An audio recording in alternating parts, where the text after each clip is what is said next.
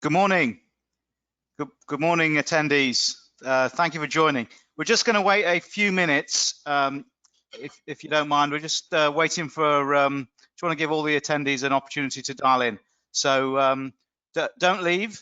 We've got a significant number of people logged in already. All the panelists are here with us. So just give us a couple more minutes, and we're just going to let the full audience join.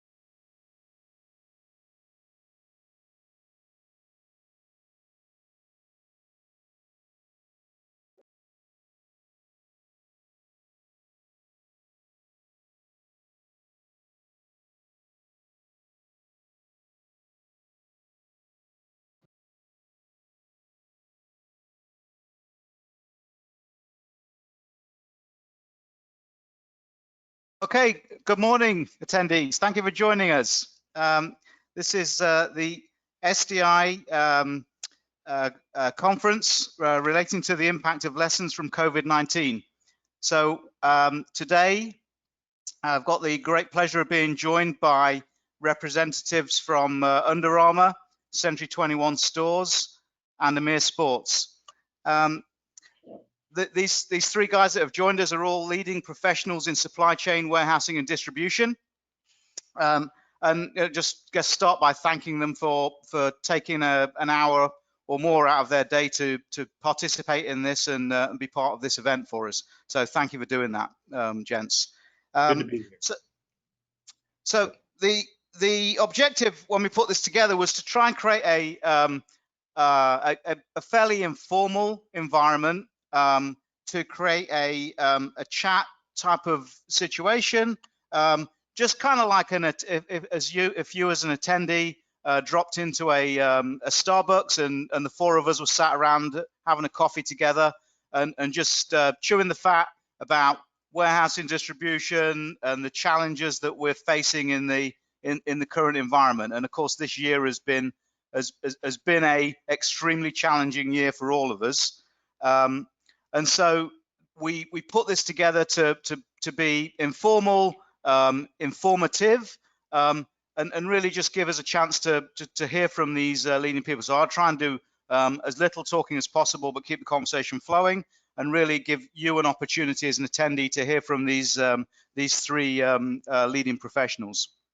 We're going to utilize a audience participation, like a poll from the audience, intermittently through the broadcast, which will give you as a participant the opportunity to share your opinion of the question or questions that we're going to be asking these people, and give you a chance to have your input and allow me to perhaps angle the question a bit more specifically towards the questions that that you may have. So first of all, I want to start by allowing each of the participants to introduce themselves. We'll start, I guess we go in terms of the order that's on the screen here. If we could start with Craig and then follow that by Bill and then Ziad. And I'll move the slides on accordingly. So over to you, Craig. Welcome, good morning, and thank you for joining us.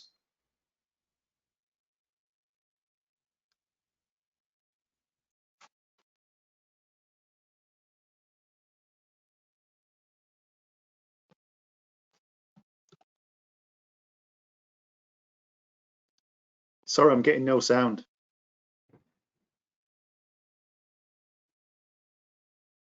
Craig, can you hear me? I hear you fine, Craig. Yeah.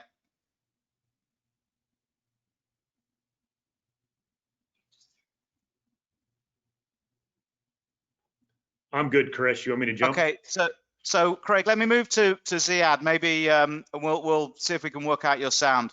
Ziad, can you? Yeah. Good morning, Chris. Good morning, audience. Sorry, I have no sound. And thank you, SDI, for arranging for this session. My name is Ziad Salameh. I manage operations in the Americas for Amer Sports. Amer Sports is a basically sporting goods company, offers performance-oriented product, primarily apparel and footwear, in addition to sports equipment.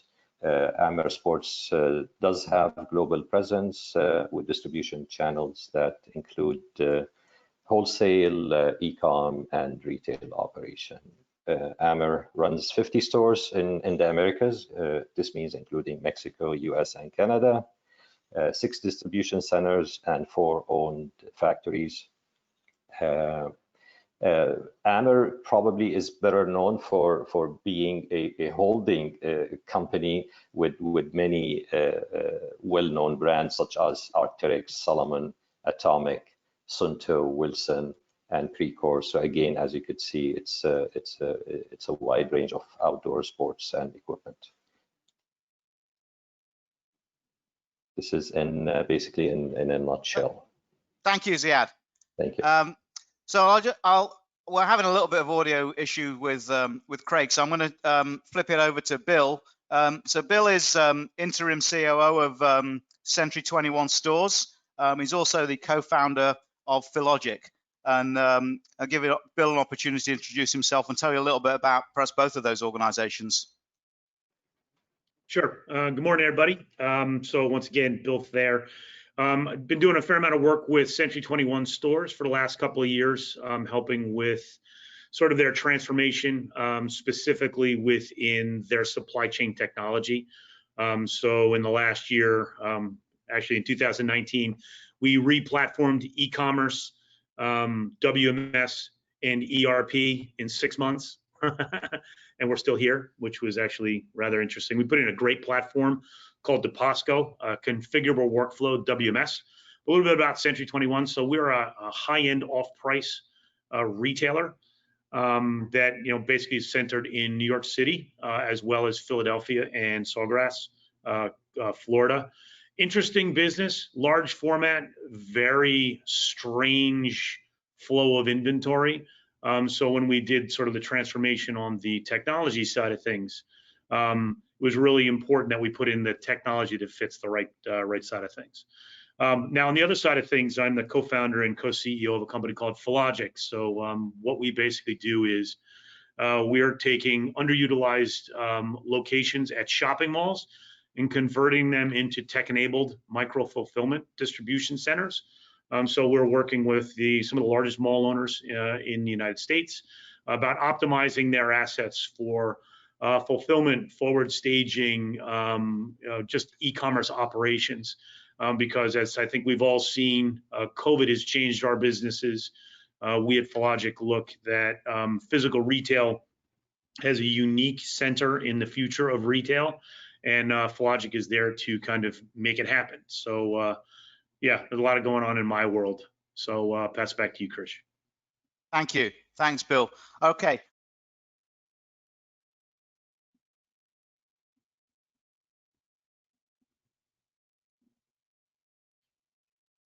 Craig, can you hear me now? I can hear you now. Yeah, sorry. All right, great. We can hear you as well. Fantastic. These things wouldn't be the same without some audio hitches. Absolutely. Apologies for that. So I'll move the slide back to your slide here and allow you to introduce yourself. Thank you. Yeah, hi everyone. Sorry about the technical difficulty. My name's Craig Jones. I'm the Senior Vice President for Global Distribution and Logistics here at Under Armour. I'm sure most of you know about Under Armour. We have a very, very simple vision. We want to inspire you with performance solutions you never knew you needed and can't imagine living without. We're an international brand. We have 153 stores in North America with some 15,000 globally. We've got 4 distribution centers in North America and around 13 distribution sites around the globe. We're focusing heavily on all channels, in particular with the whole e-com omni experience. Under Armour makes you better. That's our mission. Nice and simple. Nice to meet you all. Great, thank you. Let's hope we can be better at the end of this. So with that, I'm going to thanks for each of you to introduce yourselves. My name's Krishna. I forgot to introduce myself, so I'm Krish Nathan. I'm CEO of SDI. We deliver automation solutions for the warehouse, and I'm based here in Los Angeles. And thank you for joining us. So with that, I'm going to move into the first poll of the audience, and that poll is: have you seen an increase in sales throughout this pandemic? And so as we go through this will give the audience here, if you guys are still awake, it'll give you an opportunity to participate here with us. So we'd appreciate you participating in the multiple choice here that's on the screen. So we'll just give that a few seconds.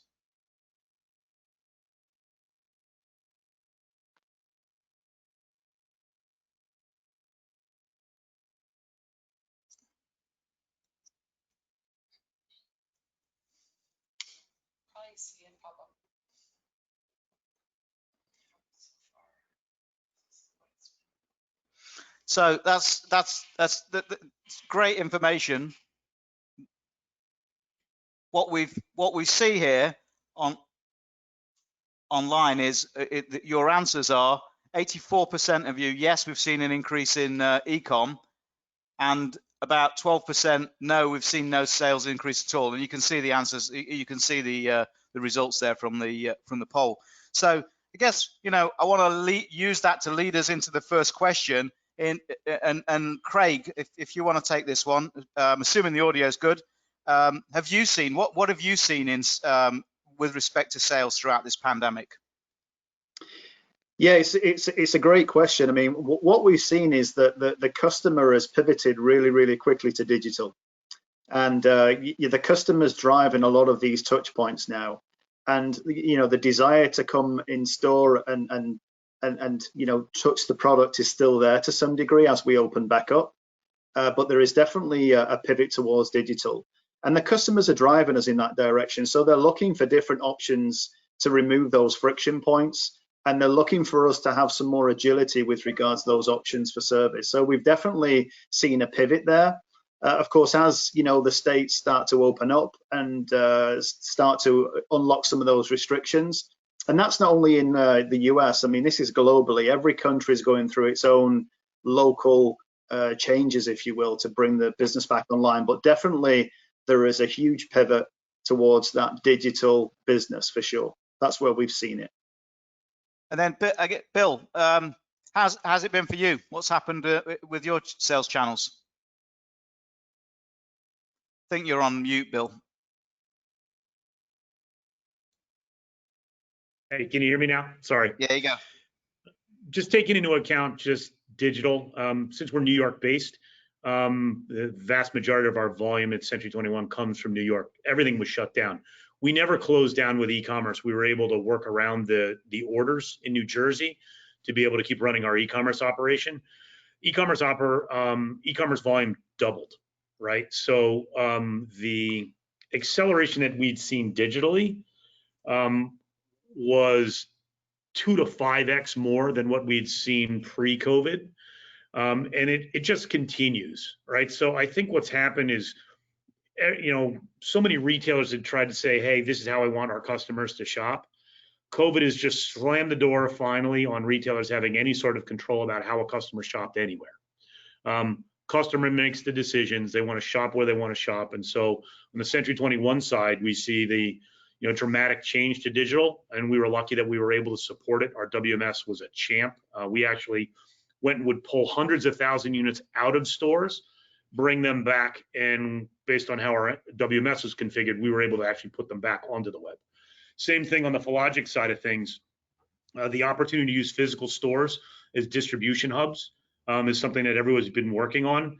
Now it's not one of those other projects that, retailers work on, if they're working on traffic engagement, you name it. Now it's all logistics related functions, which to us, on the Fillogic side is really exciting because, there's always going to be a physical retail component, but there's just going to be a digital component. And just one other note to put, just from some work we do with Accenture, the normal growth of e-commerce growth is anywhere from 18 to 20% year over year. Right now, that increase of digital sales is up over 30% now. And that is not going away. That is not going to change for the foreseeable future. So it's just interesting to watch. Thank you, Bill. So Ziad, could you take that same question? So how's it been at Amer for you? Yeah, Bill and Craig definitely have covered the topic really well. Digital sales, I would say, have been on the rise even prior to the COVID, but the COVID probably gave us the taste at how things they're going to look like after this is behind us. One thing that probably it's worth sharing with the group is the fact that as you build a flexible supply chain, it would help you better support your digital sales. So, for example, our e-com business out of in the US, we're supported out of our current distribution center in Nashville. So we needed to shut down one of the buildings in Nashville. We have 3. We needed to shut down one of the buildings in Nashville due to a positive COVID-19 case, during which we managed to support that business from Canada. So again, the flexibility is a key factor for success. But again, digital sales, no surprise, they were an early test for what we're going to see in the near future ongoing. We doubled for certain brand. We even more than doubled for other brands. So for example, for our home exercise equipment, we probably tripled the business during this pandemic. Awesome. For apparel and footwear, we probably were a little bit over double. So yeah, so it's really in the trend that we expected even before the COVID. The COVID came to give us the sort of like a test for how things gonna look like in the near future. Yeah, I think from our business we've seen everything that we've seen demand on is e-com related, and then that massive spike in demand is just exacerbated by challenges with resources from the health pandemic. So we're back at that. The infrastructure is the key, right? As long as you have the technology and the logistics infrastructure to support it, like on the Century side, if this had happened a year and a half ago, forget it. We wouldn't have been able to handle the demand. It would have been out of control. So it's nice to have the right stuff. Yeah, I think that's it. Is being in a position where you can be flexible enough to change as this situation evolves, based on both demand and health challenges. Just to build on Ziad's point as well, I think what's really important and what we've seen is that it's accelerated a lot of that, that work that you maybe have on the peripheral. Let me do a digital plan in 21, 22.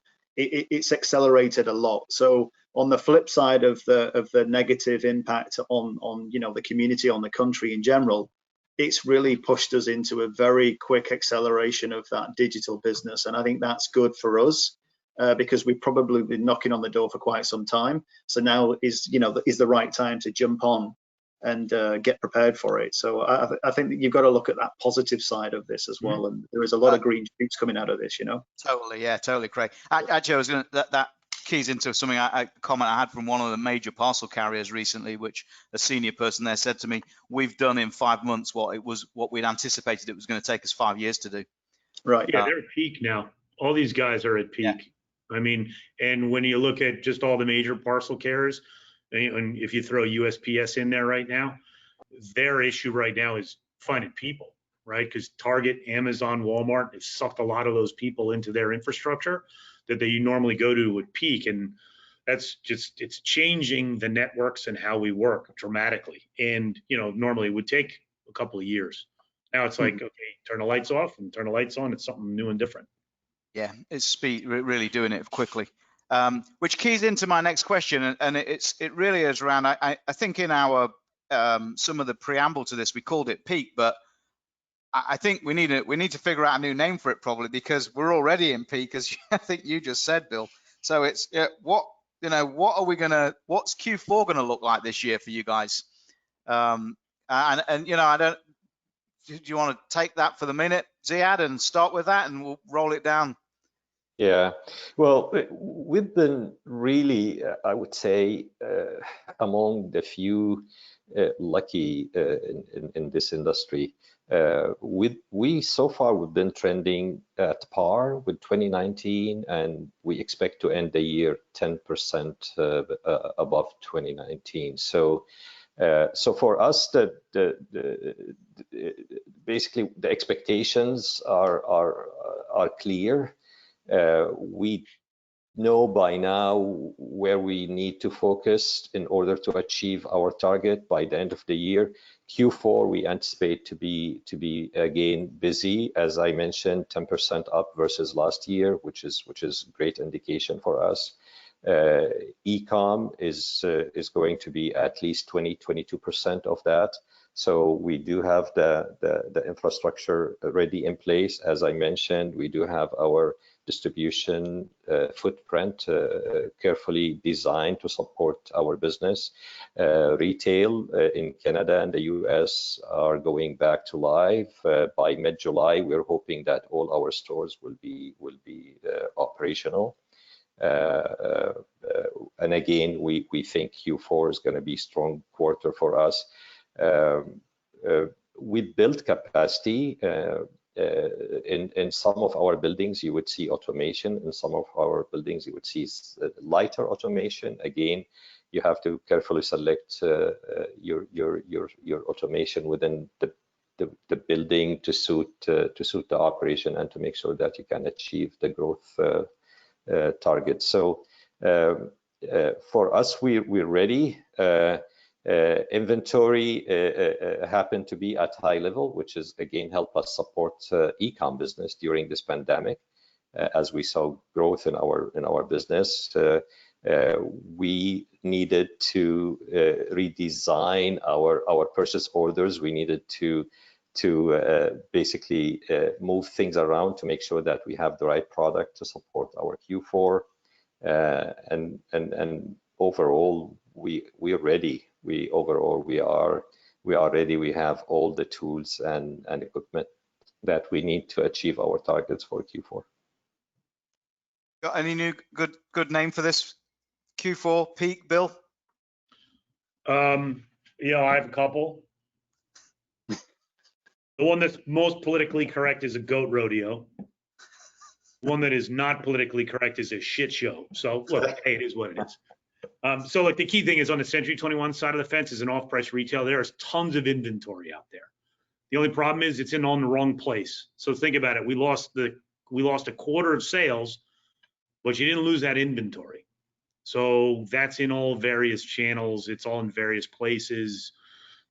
It could be sitting in China. It could be in a boat. I mean, you're never really sure. So the idea is, what's the opportunities out there? So like Ziad was talking about, getting your infrastructure in place for the what ifs, right? So like, for example, we kind of expand and contract e-commerce based on volumes. We are wide open for holiday, just expecting, you know, a 1x to maybe 2x growth. So we're good. We're all set there. We know the infrastructure works. We're fine. What's going to happen with brick and mortar all depends on what's going to happen with COVID going into fall. We don't know what's going to happen, right? You know, I think we're going to talk a little bit about this later when we talk about some of the relief work we've done with New York City. We're involved in conversations with them and what we're hearing from them as far as through FEMA. you know, it's interesting. We're gonna find out what happens. Now, on the Fillogic side of the fence, wow. I mean, we've often thought that it was going to be a great opportunity for us as things roll, but the amount of inbound that we've gotten from people, whether it's on the real estate side, whether it's on the retailer side, to be able to try to use our infrastructure to really be able to utilize those stores more efficiently, we are very, very, very busy. But, you know, I think it's going to be the same thing. What is going to happen? When you look at what's happening down in the South and Southwest in the country, in some cases, it looks like they're trying to ride out these waves. There's kind of talks about saying, hey, with kids not getting infected, do schools stay open? Who knows? I mean, I think we're making this up as we go along. And, you know, this where it becomes logistically, think about it, you used to be able to handle the volume coming in the doors. Well, now you got to scan temperatures. Now you had to pre-certify employees. Now you have to make sure that, you know, vendors that are coming in your doors are being held back, so they're scanned at a later time. It's a whole new dynamic. And, you know, unfortunately, we're kind of going after a 21st century problem with 20th century infrastructure. But, you know, one of the things I think I said before on the logistics side of things, I think a lot of us that have put in the tech and put in the infrastructure that have the ability to be flexible, I think we'll ride it out. The question is to what and to where. So it's just trying to be prepared for the goat rodeo. Yeah, it's just that unknown. Craig, I'll throw that back to you. You know, what are you thinking? What does Q4 look like for you guys? Well, you know, I think, you know, if you think about Cyber Week, I think Cyber Week's already with us, right? Cyber Week, I feel that it's going to continue. It's going to continue. And, you know, to both Bill and Ziad's point, that there is a ton of inventory out there. And then you'll have those retailers that want to just throw money at it and liquidate and clean the inventory before they get into 21. Or you'll have retailers that want to sit on inventory. So there's a lot of mixed bag out there with what's going to happen. But I would say what we've seen so far and what we're hearing from our peers is that it's going to be extremely busy. It's going to be extremely digital. And we're going to have some real concerns around capacity. So what does that capacity look like? I mean, I think that commercial activity is going to happen much sooner. I mean, even if you look at Amazon Prime now, they're already sort of in the beginning weeks of October when they start to sort of get people on board, especially for those Prime members. So I feel that calendar is going to get stretched pretty quickly. It's going to be interesting how back to school looks as well. If you think about, you know, colleges and universities and so on, I think that's going to be an interesting tale. But I think it's just going to be extremely busy due to inventory and the fact that everyone's trying to grab capacity. And that digital business will be much bigger and longer, I would suggest, than it was in 19. There is just too many. There is just too many people. Whether it's you know, a Gartner or a KPMG, or whether it's your peers, or whether it's, you know, forwarders, transporters, they're already talking now about commitments, you know, for season, and already talking about lead times extending during that service period. So if you're going to hit the holiday period and hit it on time, you're going to have to extend those lead times and start planning in now. Well, you saw it early in the spring with what happened when, you know, vendors that were on FBA, you know, fulfillment by Amazon, which is now F'd by Amazon, I guess, is if you didn't have, you know, key products, your fulfillment by Amazon product got pushed to the side, right? So now you're seeing everybody in the world, like Walmart's doing some really interesting things in their marketplace when you look at how they're using their stores. You know, I mean, think about it. Target's fulfilling 80% of their goods now from their stores, and Walmart's doing a high portion of it. So, you know, you thought, to your point, Craig, everybody had a lot of capacity. The capacity is not the same, and it's in different parts of the country, and it's crazy to watch. Now, I think, you know, there's lots of flexibility out there, but it's going to be interesting to watch to see what happens. You know, I think, you know, the Walmarts and the Targets of the world just take a big chunk out of the potential business for Amazon. But hey, don't get me wrong, I'm still buying my stuff from Amazon too. So sorry, Amazon. No, so that's yeah. So sorry, I mean, not to mention names, but I mean, you know, certain carriers have been caught blindsided, right? And some of the capex and some of the preparation isn't going to come in 2020. Exactly. It's a Q2 play, right? This is almost 20s done from a capex and getting yourself prepared. So, you know, yeah, it's going to be a scramble, and the more you prep, the more you're aware of that now. I think the better, or the better success you'll have, because you see now, right, where the carriers are even saying, hey, if you're a key account, then we'll take care of you. If you're a secondary, third account, then you're in a shipping delay. Yep. I think that's the reality. In, you know, self-promotion, you know, fully up, you know, this is kind of what we do on the Philogic side is, you know, we're an aggregator, right? We're an extension of existing networks. So we can kind of take off some of that volume and make that more efficient by getting that last mile. Right? I mean, think about it. Carriers don't make money on last mile, right? They lose their shorts. It's all where that growth is, and the ability to be able to use physical, like retail locations to aggregate that demand is a huge piece of it. And that's why we're seeing so much inbound, because everybody realizes, to your point, Craig, is being able to stand up and do a lot of the additional automation in some of these big buildings, especially in the parcel carrier guys. That is tons of lead time. Now, Chris will be able to take all those phone calls immediately about all that automation work that those guys are looking to do. Absolutely. And he's got conveyor ready to install immediately. Sorry, that's more self-promotion. Absolutely. So that gives me a segue into two things. One, you're welcome.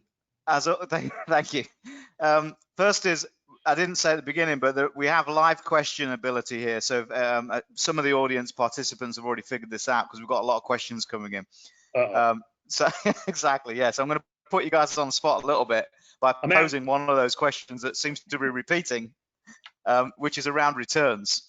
And given the increase in digital demand, have you seen what's happened to the returns business?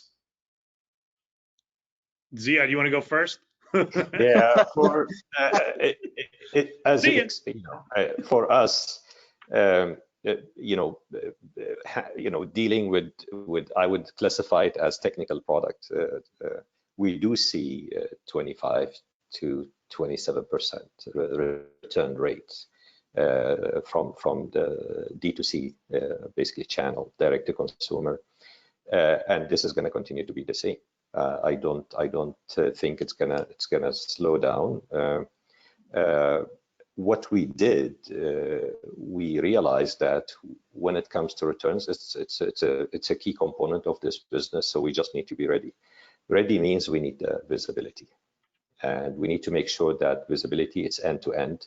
So the customer is happy with monitoring and tracking the return and getting the credit back faster.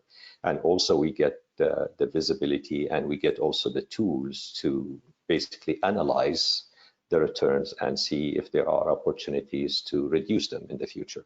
So we do have system in place that basically we kicked it off in Europe last year. We are going to kick it off within a few days in North America. And again, that would allow us to have visibility. It would allow us to simplify the return process, and it would allow the customer to have a better experience end to end. On the warehouse level, you definitely need to be ready when it comes to how you process your returns. Primarily for us, again, dealing with high technical product, we do QC each and every return. Most of the time, we repack and we make sure that what we put back into inventory is up to our expectation and standard, and also the customer expectation. So we staff properly, because again, most of what we do at the warehouse level is really manual. We have to staff properly, and again, our return percentage has been consistent, so we know more or less what we are gonna get back. So great, yeah, go. Yeah. I mean, Bill, Craig, do you want to take a go at that? Yeah, I think if you take a step back, right, I think returns has gone from this topic that nobody wants to talk about to the #1 topic in any organization. And what, you know, from experience, I think what we've tried to do here and what we're doing is you've got to get that returns flow around the right table. It's got to be on the executives table. This is not a warehouse task. The warehouse is the last point of contact to deal with the return. You've got to get, you know, the real commercial focus on returns. It's the cost of doing business. If you're going to go digital, stuff's going to come back. And the way to recover returns, to get it back to stock as quickly as possible, is in everybody's interest, so that you can maximize the potential and the profitability of that product. And let's be honest, the customer of today, you know, if I can take from my own personal experience, my daughter, you know, she uses the home as the changing room. So she will order 3 or 4 pair of sneakers, sports apparel. She'll try it on and she'll look for comfort. She'll look for style, and she'll send it back without even thinking about the cost of logistics. But if you start to benchmark returns with the cost of bricks and mortar, actually returns, if you get it processed quickly and reduce those friction points for customer, you can actually turn it into a competitive advantage. So, you know, the customer will not shop online if that returns policy or that credit to that return is just not seamless. So you've got to get it in the right audience. I've seen too many times in conversations that it's a distribution supply chain task, and it's never brought to the attention of the executives in the organization. And you've got to accept that. I mean, if you're dealing with 25-30% of the flow, and that will only increase as we go more and more digital, I'm convinced of that, then you've got, it's bigger than one of your biggest suppliers with regards receipts, inbound, put away, and DVAS, clean, put back to stock. There's so much complexity of that, and if you spend maybe more time on that, I can promise you the returns on investment and getting that product back to stock is going to be so much better for you. Because if you don't, it's just going to hurt your bottom line. It really is. Yeah. So you've got to treat it like very important flow. Yeah, that's great. And a shameless plug from our perspective, that's the technologies that we're investing in: robotic technologies, pouch technologies that are all aimed at receipts of returns, making them available as quickly as possible so that they can get back into the sales channel. So yeah, I hear your point. It's got to be treated as as you said, as one of your biggest suppliers. Right. And it's also, I think it's also really about treating the product with respect, because in my example, you know, I just use my daughter as an example. If a customer is buying 3 or 4 products, you know, it's not that they're damaged most of the time. We know there is that percentage where you get abuse, right? Customers have worn it, or it comes back damaged. There is always going to be that percentage, but treat that product as you would an outbound shipment. You know, there is value in that product. Don't stick it in the pile of the warehouse and I'll get round to it 2 weeks from now. The sooner you can get it back to stock, the quicker you can realize that potential of that product. It's an untapped potential, and there's a lot of companies out there trying all sorts, right? We're a third-party company. We can come in, we'll embed ourselves, we'll give you all the system tech. Yeah, it's basics, right? It's reverse logistics. I receive, I pick, pack, clean up, and put it back to stock. You've got to treat it exactly the same way as you would an outbound. Yeah, no, absolutely. So it's it feels like I could do a complete webinar on returns itself. Oh yeah, absolutely. Yeah. So just to keep the conversation moving, I'm going to move into the next, bring the audience back into this and move to the next poll, which is a little bit maybe off topic from where we've gone, but so we'll just open this up to the audience. Do you have a plan in place if there is another COVID outbreak in your distribution center? So we'll just leave that poll open, and I'll give you guys just a minute or two to think about an answer to that. And I guess I would try and keep it actually relatively brief, to be honest, because we've got a lot of other things that I'd like to get to. Can I give you my return comments? Yeah, please. Oh, did I miss you? Completely glossed right over me, man. That's all right. Hey, you know that bill that I said I was going to pay? Yeah, that ain't happening. Go for it. Sorry. No, so just +1 to everything that Craig had said. You know, I'm a big fan of sort of the return process. You know, it is a reverse sale, which basically means it's another opportunity to enhance that customer experience. So at the Century side, when I first got here, every return went in the stores and was liquidated. When you think about the amount of cost that goes into photography, you know, and when you look at the depth of inventory that we have on e-commerce, you got to do whatever you can to get that inventory back onto the site. So when we did this new WMS implementation, about 80% of what gets returned to the distribution center goes back on and is available for sale, which is great. We also have much better metrics as far as what we need to liquidate in store. The interesting thing is that now our return experience is better.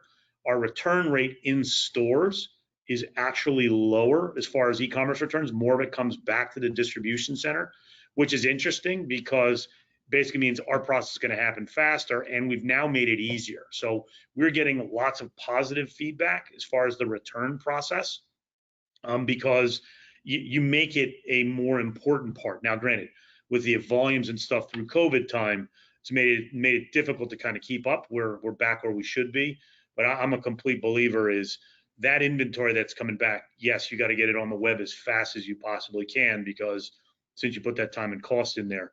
On the Flogic side of things, that is a big part of what we're hearing from people is how can a platform reroute or handle reverse logistics and returns to be able to route it where you need it, because every retailer is different. Some retailers want it back into their store, but like, for example, if you have a high UPT, units per transaction, retailer may not want it back in their store. They might want it rerouted to one of their main distribution centers. So there's lots of interesting things going on in that space. Companies like Optoro that we're doing some interesting things with returns management. The parcel carriers are putting a lot of time and effort into their professional services to support that. But I think it leads 100% with the retailer owning that process, because, as Craig mentioned, your customer's fitting room is now their house. And so you have to make that as easy as possible. So everyone used to kind of look at Zappos and kind of scoff at it, say, is that really going to happen? That's table stakes. You have to make that happen. Can't make it more painful. All right, now I'll shut up. Yeah, team. As we talk about returns, just one more point probably to share with everyone. The returns normally they have an outcome. Outcome is either go back to inventory, or you decide that this product is not qualified to be available to be resold. And that's when we think about sustainability, and we think about what we can do with the product that is classified not ready to be sold at regular channels.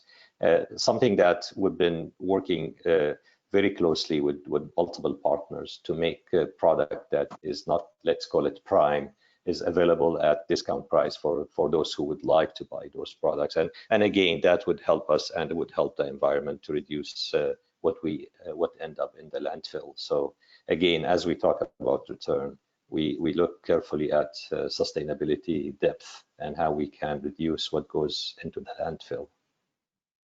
Give me a call, Ziad. We're a liquidation channel for you. We'll help you out. I'm not sure about skis. So, as I said, I think this poll too is somewhat off topic, but you can see the results here. So we've got basically 90% of people either yes they have a plan, or yes they have a plan but it's complicated. So I just give each of you just a minute or two just to comment around that question, but we'll probably try and move on to the next one fairly quickly.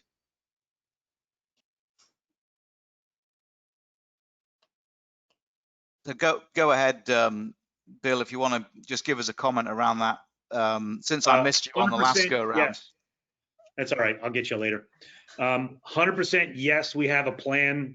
That plan was pretty much solidified in the last week of March of this year, because we went through the whole process of how do you handle these sort of issues with our legal counsel, because HIPAA laws, for example, scanning temperatures is a medical procedure in 20th century law.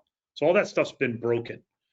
So that is in place now. We've kind of retrofitted our buildings to handle social distancing. We have call numbers to be able to handle it properly. We put in the infrastructure. We are managing that going forward. We are not lessening that structure right now, because when you look at where we are, in northern New Jersey, I think everybody remembers this was pretty much a nightmare for a long, long time, and we were still running everything. We are very sensitive about this. We've shut off specific access locations. I mean, we're ready for when it gets worse, and it's not if, it's when. So yeah, we're ready for it. Okay, thank you. Craig, any comment from you? Yeah, I mean, just to tag on to Bill, I mean, you know, having that business continuity in place it has been a big lesson for a lot of people. And, you know, we've been fortunate in the sense that, you know, all types of issues with force majeure. I mean, if you think about hurricane season and all of that, we've all had some level of impact along the way where we've learned from it. But to your point with regards social distancing, cleanliness of the distribution centers, and just that constant monitoring of temperature, it's the core business, right? I mean, supply chains keeping the lights on now for a lot of companies out there. So the focus on following that local governance, working with, you know, Kaiser and all of those government agencies has been really useful for us as well. So by being in partnership, then you become, you know, a very important facility, not only for your company, but also for the local community and the local state. So a lot of work there. And of course, we're ready.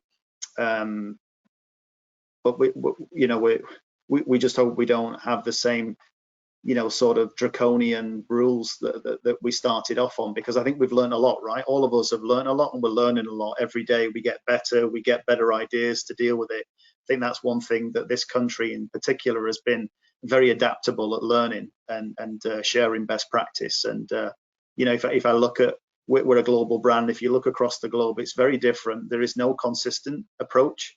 Every state, every country, every community has a different view on it, and I think that's the complexity, right? To manage that and flex up and have agility in your business that you can handle it.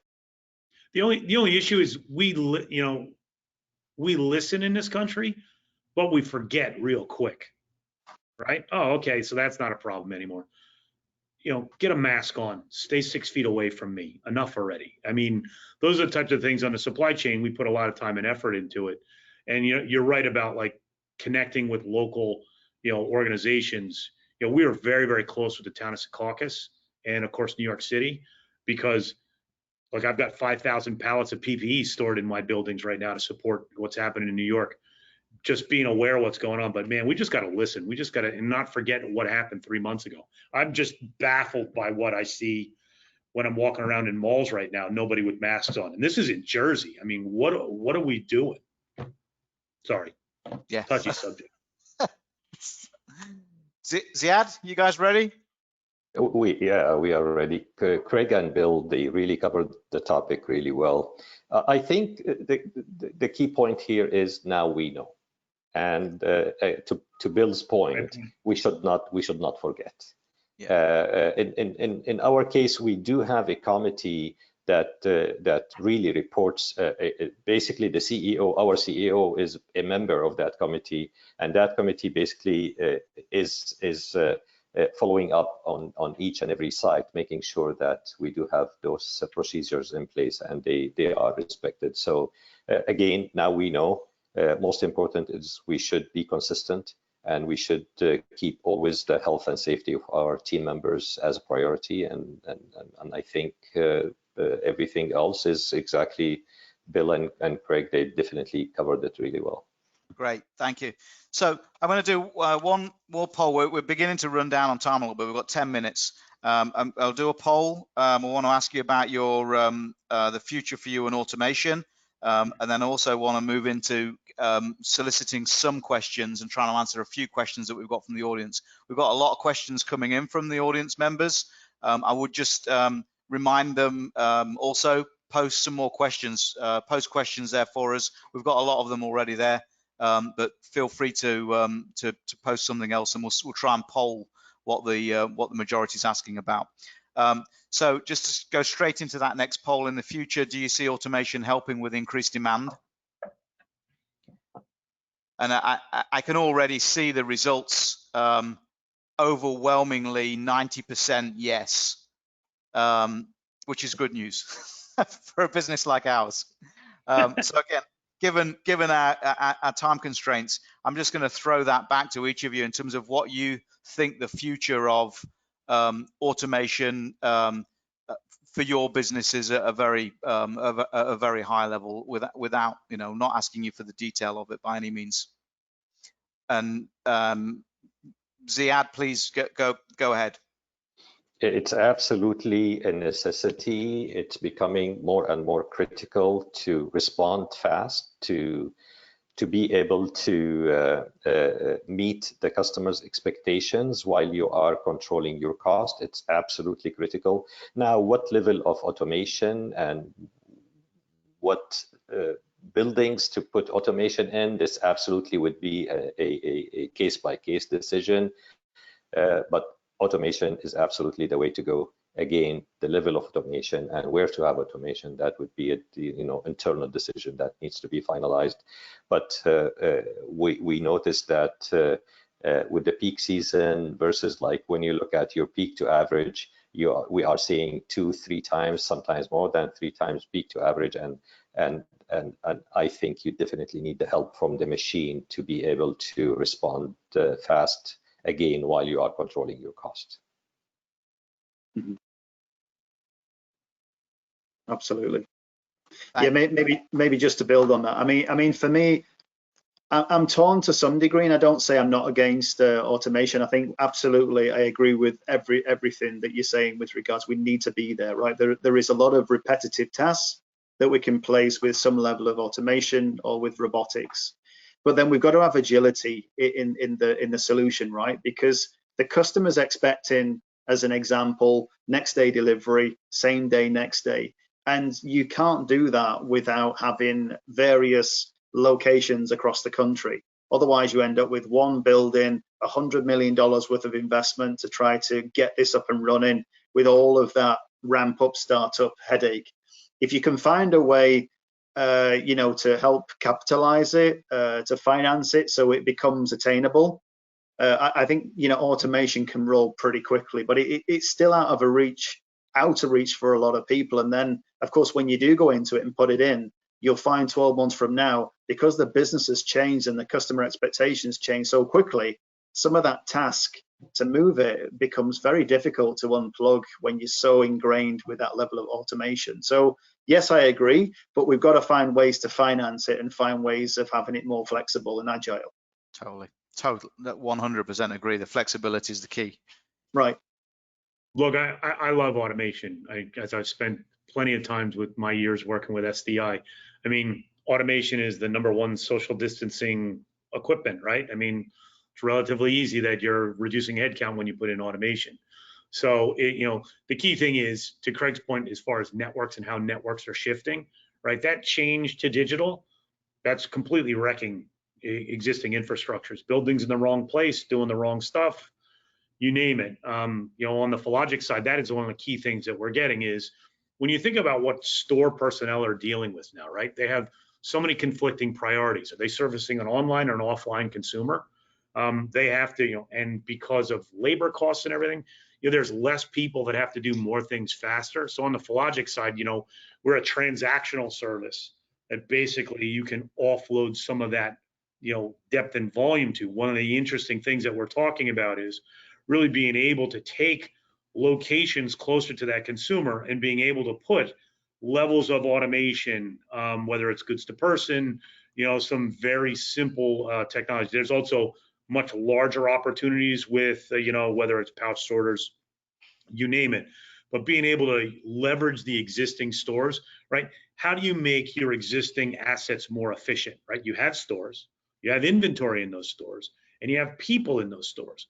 Why are you building another distribution center out in the middle of the country that you're going to get stuck in the same infrastructure from a package perspective? Because those networks are overloaded, whether it's, LTL, truckload, transportation, it's being able to use that infrastructure. So look, we think that the stores have sort of a new light in this. You just have to use that infrastructure a little bit differently. And I do think there's opportunities for automation here, but it's different. It's different kinds, right? Cobots, robots as a service, all of those types of things. I think that is going to see some really interesting opportunities because, like I said before, the needs of driving traffic and a lot of the digital focus that marketing and sales folks focus on is being replaced so much more towards efficient sales. And Craig, to your point, managing returns, the ability to be able to handle that piece at the closest point of where you engage with the customer, that's the most important piece.